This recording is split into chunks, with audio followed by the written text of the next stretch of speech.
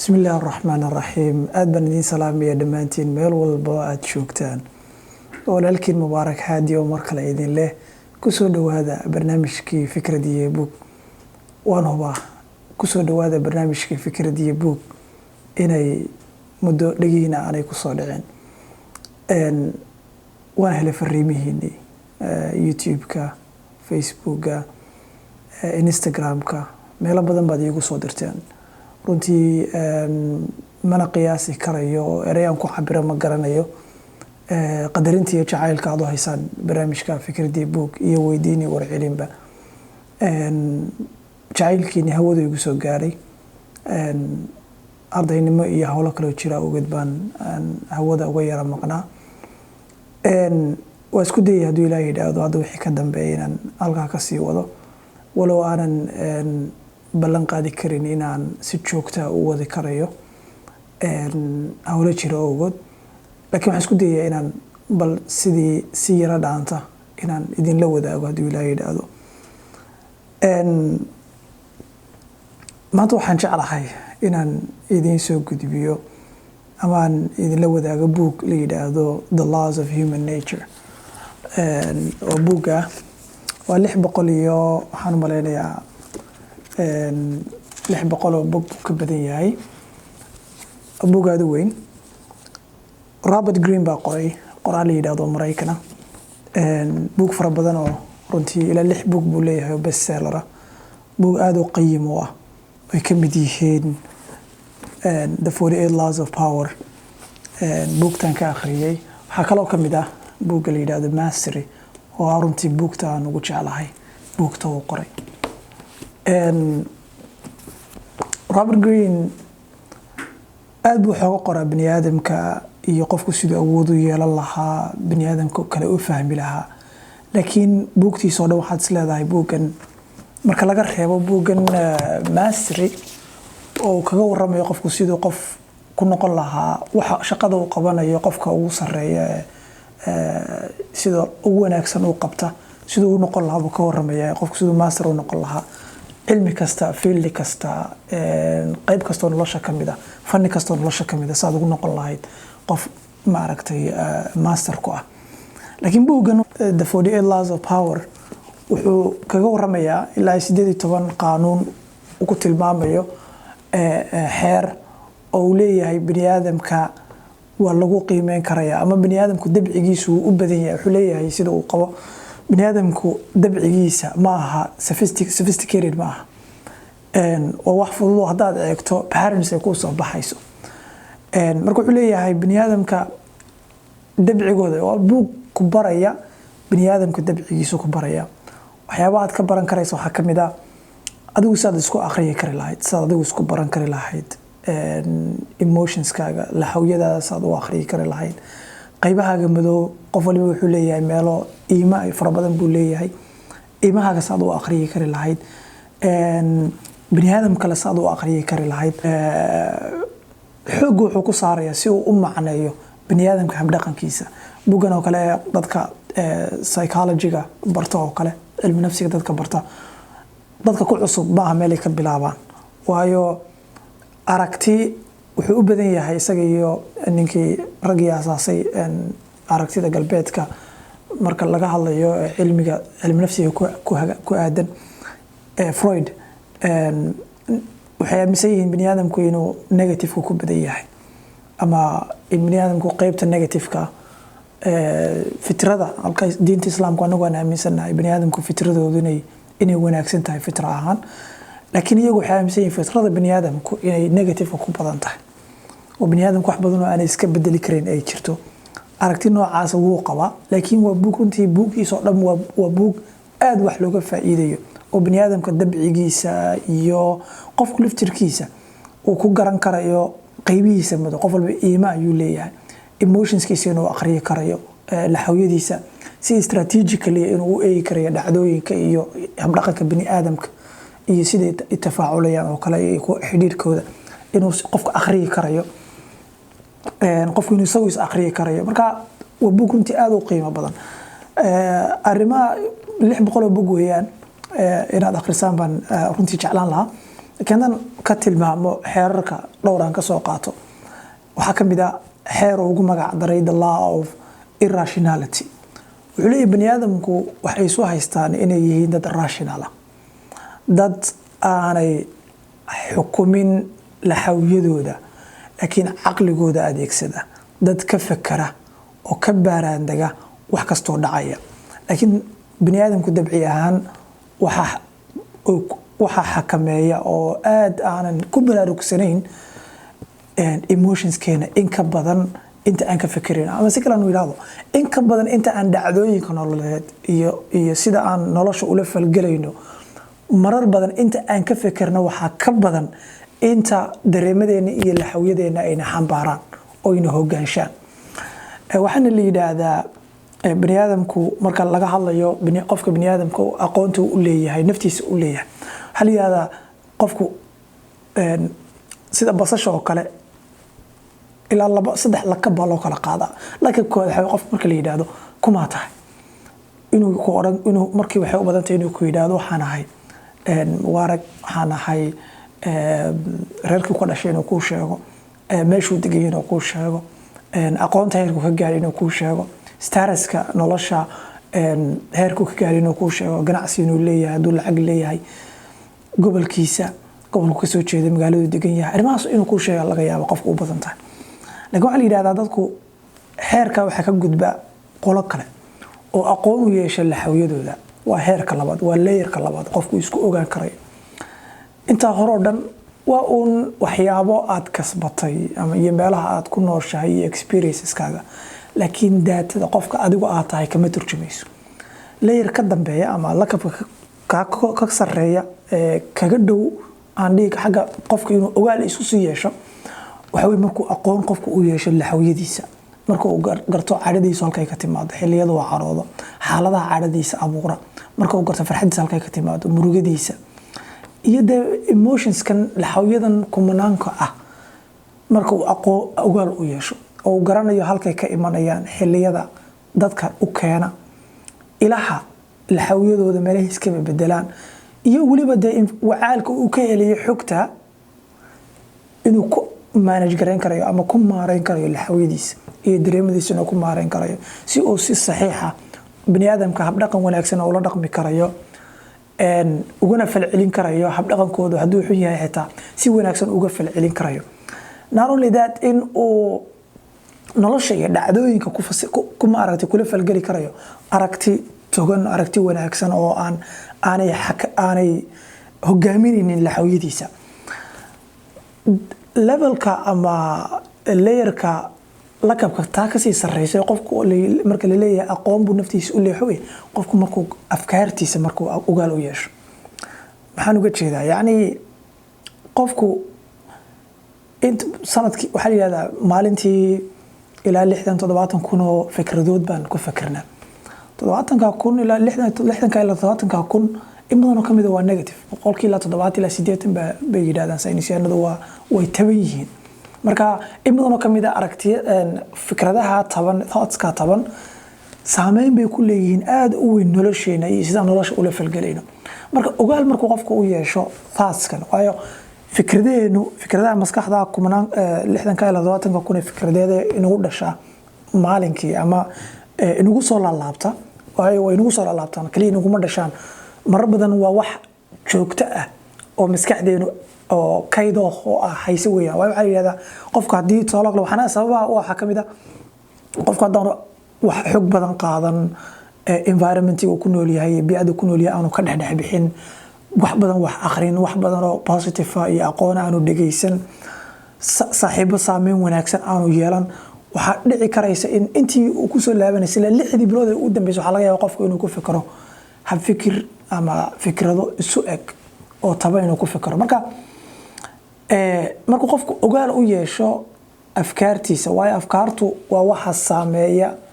ee kiciya bani aadamka laxawiyadana waxay abuuraan ficilkana wuxuu abuuraa habitka ama caadadka qofka uu yeelanayo caadaduna waxay abuurtaa karakterka qofka shakhsiyadiisa abuurtaa marka meesha ugu sarreysa waa halkaas qofku inuu fikradiisa ogaal u leeyahay halka ay ka imanayaan kuwooda taban, kuwooda togan, kuwooda nolosha horumarinaya, kuwooda dib u dhigaya, kuwooda magaranaysa limited beliefs arrimahaas oo qofka ogaalku u yeesho waa heerka ugu sareeya. ama haddii si kale loo yiraahdo waxa weeye qofku marka uu si cumqiga isku baranayo waa meesha ugu maaratay gunta dheer weeyaan. marka wuxuu leeyahay inuu qofku ogaal u yeesho laxawiyadiisa oo aanay hogaaminin. haddii kale waxa dhacaysa in nolosha uga falcelin hadba sida dareemadeenu iyo laxawiyadeenu ay inoo hogaaminay in nolosha aan uga falcelino. marar badanna ay kalifayso inay ka dhalato cawaaqib aynan ku faraxsanayn oo inay raali gelinaynin. fikradda labaad ama mid ka mid ah xeerarka buugga oo kaga warramayo 18 xeerood wuxuu leeyahay the law of compulsive behavior. waa chapter kaga warramayo bini aadamka inay muhiim tahay inaan isku hareerayno dad leh shakhsiyad wanaagsan. wuxuu leeyahay bini aadamku inta badan waxay soo bandhigaan caqli badnidooda, mujaamaladooda, dhinacyadooda wanaagsan bay inta badan soo bandhigaan. laakiin wuxuu leeyahay marar badan taa waxay keentaa in aynu gadaal ka ogaano qofkan shakhsiyaddii dhabta ahayd uu lahaa. yani markaan shakhsiyadda la leeyahay in la qiimeeyo muhiimadda ku jirto waxa weeye gabadha aad guursanayso, wiilka aad guursanayso, qofka aad ganacsiga la yeelanayso, saaxiibka aad nolosha la wadaagayso. soo tiri yani nolosheenna waxa ugu badan ee guusheena iyo guuldaradeenna ka qayb qaata waa dad inagu hareeraysan. marka wuxuu leeyahay dadka kugu hareeraysan waxa muhiim inay noqdaan dad shakhsiyad wanaagsan leh. shakhsiyaddan wuxuu leeyahay ma aha midan uu qofku soo bandhiganayo kaliya ma aha. shakhsiyaddeena waxa gafangareeya ama xukumu leeyahay 3 layer oo ay kamid tahay jiinka qofka, duntiisa yani jiinka firkiisa. wax badan waxa jira qofku ka hideysanayo waalidkiisa iyo awoowadiisa iyo hiddo ahaan ku qaadanayo kamida hidiisa kamida. layerka labaadna wuxuu leeyahay waxa weeye waa barbaarinteeni iyo dadkiina soo barbaariyay hadba nooc ay ahaayeen ayay ku xiran tahay iyo sidii inoo soo barbaariyeen. haddii si wanaagsan inoo soo barbaariyeen dee shakhsiyad wanaagsan baa halka ka soo baxaysa. haddii yani qofku barbaarintu يعني نبي قطول لها كل مولود يولد على الفطرة. قفل بحكور شاف فطرة ونأكسر لكن هو يدي يا أبي أيا أما كان إجا مجوسي أما كان إجا نصراني أما كان إجا مسلم. قفك هذه الدين تيسي إسامين كوي يلان كريان. حلقة يا بقى قفك كل شيء قفك هو مسلم هو أبو مسلم هيدلان وبي أم مسلم كل شيء. وحلقة يا بقول كي سجاشن يسجال 0.9999 وحيو بدن تأيد نقطة قف مسلمة. متك بيئة نصراني أم كريستان كريستنا كل شيء نسيده كله بقول كي سجاشن متك أسرة يهودية هي بيئة يهودية دد يهودا كانوا ليهم كل شيء سيدا سكله ويا بركة تاس سيدا سيل لمده أيا هبدقنك يا هبفكرك يا شخصية النبأ إن بدنا كميدا عدينا بربارسي يا بيئة كو بربارنا يا سيد اللي نولا دقمي يا سيد اللي نوسو بربارية أي سامي وين كو يلانيسا لا يركز ده حد نحولي يقف وحوي وحيابه وسوء العليي أنا habits kiisi samir loo yidba aan lahayn habitku waxay abuuraan character shakhsiyad bay samaysaa. marka habit qofku wuxuu soo celiyay experience uu soo maray. marka waxa si qofku sahlan uu ku qarin karaya maaha qofka characterkiisa shakhsiyadda qofka dabciga qofka wuxuu si fudud ku qarin si adag maarta aan ilaahay si sophisticated maaha wax la qiimeyn karayo. laakiin inta badan mushkiladu wuxuu leeyahay si sarka xaadisa si dulka xaadisa si yaroo dhow baan u qiimeynaa dadka si maaragtay kama ma eegno leeyirada kala dambeeya ee qofka shakhsiyadiisa wax badan ka tilmaami karaya. marka runtii aad bay muhiim u tahay yani dad badan oo isguursaday baa jira marka hore is jeclaa si fiican aan isku akhrin karakterka qofka iyo shakhsiyadiisa. karakterku isma bedelo. karakterku waxyaabaha lagu gorto waxaa kamid ah qofku sida uu la dhaqmo masiibooyinka markay ku dhacaan oo kale dhacdooyinka dhibta badan ee murugada leh sida markay ku dhacaan oo kale sida uu la macaamilo waxaa kamid ah marka aad dhaliisho oo kale yani dadka inta badan karakterka wanaagsan leh marka la dhaliilo dhaliisha waxbay u qaataan waxbay cashar bay kala dhex baxaan wixii wax kaga bedeli kara noloshooda si ay uga bedelaan ayay u qaataan wixii aan de shaqo ku lahayn aan shakhsiyadoodii iyo qofnimadooda aan ka turjumayna way iska tuuraan fikrad weeye mar walba marka dadka shakhsiyadoodu liidato duntoodu aanay wanaagsanayn wuxuu leeyahay marka la dhaliilo dhaliisha waxay u qaataan difaac bay ka galaan in iyaga la ataagayo u arkaan mid kale waxa kamid ah insecurities yani bani'aadamku dhamaanteen waxaan leenahay insecurities yani confidence-keenu waxyaabo badan oo ay shakhsiyadda confidence-keenu meelo badan oo ay ka hooseysaa jirta kalsoonida nafteena aan kaga qabno laakiin iyagu dadka shakhsiyadda wanaagsan waxay isku dayaan mar walba confidence-kooda inay dhisaan laakiin dadka aan shakhsiyadooda character-kooda aanay wanaagsanayn way ka baydbaydaan way ka leexleexdaan meelaha ay ka dareemayaan kalsooni darrada ama waxay isku dayaan inay niqaabiyo ama mask ay hubiyaan ay isku dayaan marka runtii aad bay muhiim u tahay qofku inuu qofka shakhsiyadiisa si gundheer oo cumqiya uu eego isagoo eegaya lakabyada kala sareeya xeerarka kale buuga ka jira waxaa kamid ah xeer ugu magac daray the law of short sightedness wuxuu leeyahay bani'aadamku dabci ahaan waa dad indhow garada ama marar badan kama fikirno kama baxno waxa in hor yaala meel ka shiseysa ma eegno taana waxay keentaa inaan ku dhex miladno ama aan ku dhex lunno leeyahay dhacdooyinka maalmiga ee dhacaya taana ay keento inaan ka qayb galno dagaalo aynaan diyaar u ahayn sheekooyin aynaan diyaar u ahayn dood aynaan diyaar u ahayn iyo muran oo aan u adeegaynin nolosheenna mustaqbalkeena iyo ahdaafta dhaadheer aan leenahay marka wuxuu leeyahay ogaal u yeelo in dabci ahaan aad tendency aad u leedahay ama xaglin aad u leedahay in aad ku dagmi karayso dhacdooyinka kooban ee maalmiga ah yani markaad eegtid social media maanta aan isticmaalayno waqtigeena ugu faraha badan social media aan ku jirno waxa ugu badan aan ku bixino waxaa kamid ah dhacdooyinka faraha badan ee social media la soo gelinayo qof waliba maanta daaqad baa social media uga furan uu wax ka soo gelinayo marka maanta waxaa laga yaabaa in comment halkan post qof uu soo qoray maanta oo dhan commentigiisa lagu dagaalamayo qofkii oo maanta oo ku mashquulsan yahay waxaa laga yaabaa dhacdeen maanta la gorfeynayo laga sheekeynayo waxyaabahaas oo dhan uma adeegayaan noloshaada iyo mustaqbalkaaga iyo big picture kuma adeegayaan marka wuxuu leeyahay dhacdooyinka si guud oo ballaaran u akhri ha ku dhex lumin oo ha ku dhex milmin dhacdo keliya mar waliba laba tallaabo dib u qaad si guud u eeg dhacdooyinka nolosha ee dhacaya marka waxay noqonaysaa in qofku si xikmadaysan uu dhacdooyinka u akhriyo oo aanu ku dhex milmin oo haddii kale waxaad galaysaa oo ka qayb galaysaa dagaalo aadan u baahnayn inaad gasho waqtigaaga kaaga lumaya meelo maalayacni ah not only that xitaa dhacdooyinka kugu dhacayo oo kale aad markaa u arkaysa xitaa inay yihiin dhacdooyin aan wanaagsanayn ama dhacdooyin guul darra aad u arkayso ka dhex bax si guud u qiimee faa'iidooyinkii casharada qofku xitaa ma ogaan karaya haddii uu qofku boxka dhacdooyinka uu mar walba ku dhex jiro oo aanu ka dhex bixin oo aanu korka ka akhrin waxaa dhici karaysa inuu xataa casharo nololeed aanu ka baran karin wax isaga xitaa ku dhacaya iska dhaaf waxa dhacdooyin kale nolosha ka dhacaya buugga runtii dee chapter kasto aad gasho 18 chapter waliba chapterada ugu jeclaa oo dhow way ku jiraan buugga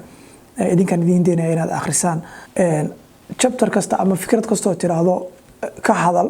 adigoo aan intii ugu horeysay aan dhaafin ayaad arkaysaa waqtigiyo kugu balaadhay marka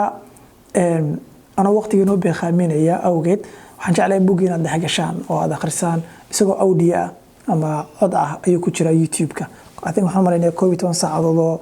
muuqaal waxa ku jira 12 saac muuqaal kalena 12 saacadood yahay mid kale 6 saacadood yahay u malaynayaa waa adigu waa 24 saacadood in ka badan weeyaan buugga inaan samarka buugga maanta aan ku soo koobiyaa oo buuggan isla runtii waxaad ka baran karaysaan bani'aadamka inaad akhriyi karaysaan inaad waliba leeyirada kala duwan ama lakabyada